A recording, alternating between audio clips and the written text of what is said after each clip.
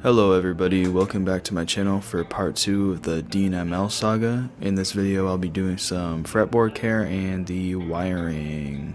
So I started by wiping down the fretboard with some oil because this is some crusty ass dried up wood. I also polished the frets, but I either lost the footage or accidentally forgot to press record. Either way though, that's my bad and I apologize.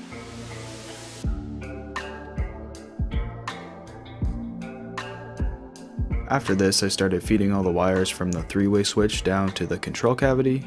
Controversial take, but I don't like these cloth wires because I think they're an absolute pain to work with, but they're here, so I'm using them anyway.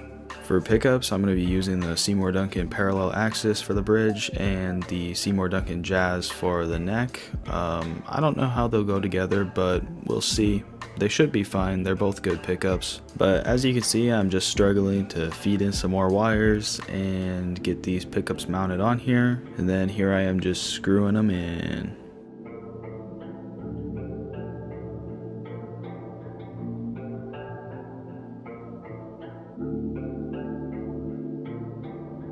Next up, I'm going to wire all the electronics. I'm not going to explain everything that I'm doing here, but just a quick overview. I'm wiring the bridge plate to ground, and then I'm just reflowing all the three-way switch connections because the previous owner did not solder any of this very good. I also decided to add one of these arcade button kill switches to this guitar, so here's me drilling a permanent gaping hole in the front of it. Usually when I do this to a guitar that I care a lot more about, I'm a lot more careful.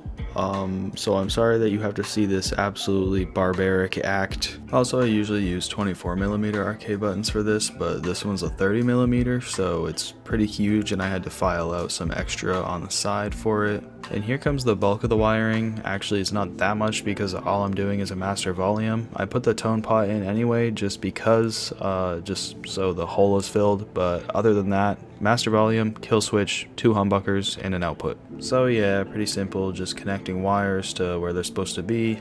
And also, I'm sorry my arm was in the way for most of this. I didn't really think about that where I put my camera. After the wiring was all done, I took it upstairs to go and test it.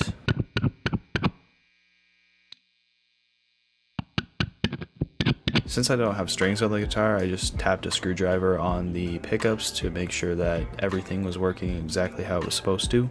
Then I tightened everything up and closed up the back cavities. And that should just about do it for today's video. I know it was kind of a short one, but I do have a lot more videos on the way. I'm recording a ton of stuff, ton of projects. My Euro rack, I'm building almost every single module inside of it, so that should be pretty fun. Especially if you want to see a lot of soldering and project type of stuff like that. So stay tuned, subscribe to my channel, turn on the bell for notifications, leave a like on the video and comment what else you want to see below. So thank you guys for watching and have a great rest of your day.